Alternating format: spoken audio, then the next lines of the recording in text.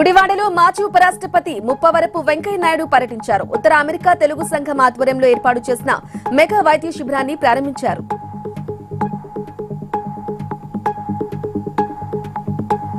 ఉపాధి హామీ పేరు మార్పుపై ఏపీ కాంగ్రెస్ అధ్యక్షురాలు షర్మిల ఫైర్ అయ్యారు. పేరు మార్పు స్వతంత్ర భారత చరిత్రలో అత్యంత చీకటి రోజని ఆగ్రహం వ్యక్తం చేశారు. మహాత్ముని ఆదర్శాలను అవమానించిన దేశద్రోహిగా చరిత్రలో మిగిలిపోతారని సంచలన కామెంట్స్ చేశారు. ఆసిఫాబాద్ లో కాంగ్రెస్ నేతలు నిరసన చేపట్టారు. సోనియా రాహుల్ గాంధీలపై కేసులు పెట్టడంపై ఆగ్రహం వ్యక్తం చేశారు. అంబేద్కర్ చౌరస్తాలో బైఠాయించారు. నేషనల్ హెరాల్డ్ కేసులో నిజం గెలిచిందని డీసీసీ అధ్యక్షురాలు ఆత్రం సుగుణ అన్నారు. రాజకీయ కక్షతో ఈడీని వాడిన బీజేపీకి గుణపాఠం చెప్పిందన్నారు.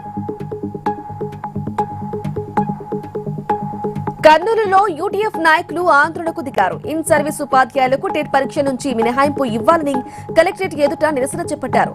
ఉపాధ్యాయులకు బోధనేతర పనులు తొలగించాలని డిమాండ్ చేశారు. మెడికల్ కాలేజీల ప్రైవేటీకరణకు వ్యతిరేకంగా కర్నూలు జిల్లా పత్తికొండలో వైసీపీ నేతలు ధర్నా నిర్వహించారు. జీవో 509, 107, 108 రద్దు చేసి ప్రభుత్వం ఆధ్వర్యంలో మెడికల్ కాలేజీలను నిర్వహించాలని డిమాండ్ చేశారు. ఇక ఆర్టీఓ కార్యాలయంలో పీపీపీ విధానాన్ని రద్దు చేయాలని కోరుతూ వినతి పత్రం అందజేశారు. కర్నూలులో సిపి నగర సమితి నేతలు ఆందోళనకు దిగారు. ప్రభుత్వ రంగంలోనే వైద్య కళాశాలను కొనసాగించాలని డిమాండ్ చేశారు. పీపీపీ విధానం పేరుతో రాష్ట్ర ప్రభుత్వం వైద్య విద్యను వ్యాపారంగా మారుస్తోందని ఆయన విమర్శించారు. కర్నూలు ప్రభుత్వ ఆసుపత్రిలో సెక్యూరిటీ గార్డు పోస్టులను వైసీపీ నేతలకు కేటాయించడంపై కోడుమూరు ఎమ్మెల్యే బొగ్గుల దస్తగిరి మండిపడ్డారు.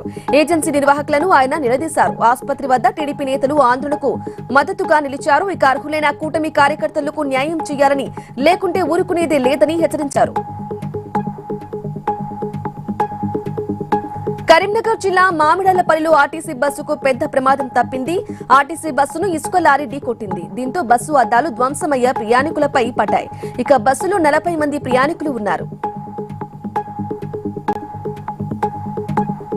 తిరుమల శ్రీవారిని పలువురు ప్రముఖులు దర్శించుకున్నారు. వీఐపీ విరామ సమయంలో మంత్రి నారాయణ, ఎమ్మెల్యే బొండా ఉమామహేశ్వరరావు, సినీ నిర్మాతలు ఏఎం రత్నం, దిల్ రాజు, సినీ నటుడు గంట రవితేజలు వేర్వేరుగా కుటుంబ సభ్యులతో కలిసి స్వామివారి సేవలో పాల్గొన్నారు. అన్నమయ్య జిల్లా లక్కిరెడ్డిపల్లిలోని ఎస్బీఐ దగ్గర 2 దొంగలు చోరీకి యత్నించారు. మనీ డ్రా చేసుకుని బయటకు వచ్చి ఓ వ్యక్తి డబ్బులు లెక్క పెడుతున్నాడు. అతని చేతుల నుంచి నోట్ల కట్లను లాక్కెళ్లారు దొంగలు. దీంతో అక్కడే ఉన్న కొందరు వారిని వెంబడించి పట్టుకున్నారు. ఒకరు పట్టుబడగా మరొకరు పరారయ్యారు. అతని దగ్గర నుంచి డబ్బును స్వాధీనం చేసుకున్నారు. ఇక దొంగను పోలీసులకు అప్పచెప్పారు. ఆదిలాబాద్ జిల్లా బోర్డులో కుక్కలు స్వైర విహారం చేస్తున్నాయి. కొట్టంలో ఉన్న గొర్రెల మందపై దాడి చేశాయి. శునకాల దాడిలో 20 గొర్రెలు మృతి చెందగా మరో 10 గొర్రెలు పరిస్థితి విషమంగా ఉంది. లక్షల్లో ఆస్తి నష్టం వాటిల్లిందని యజమాని కన్నీటి పర్యంతమయ్యారు. ప్రకాశం జిల్లా గుంటూరు హెచ్డీఎఫ్సీ బ్యాంక్ సెక్యూరిటీ గార్డుగా పనిచేస్తున్న రమణయ్యను గుర్తు తెలియని దుండగులు హత్య చేశారు. సమాచారం తెలుసుకున్న పోలీసులు ఘటనా స్థలానికి చేరుకున్నారు. కేసు నమోదు చేసి దర్యాప్తు చేస్తున్నారు. నిర్మల్ జిల్లా భయంసాల్లో రోడ్డు ప్రమాదం చోటు చేసుకుంది. గ్యాస్ సిలిండర్ తో వెళ్తున్న లారీ, ఆటో ఢీకొన్నాయి.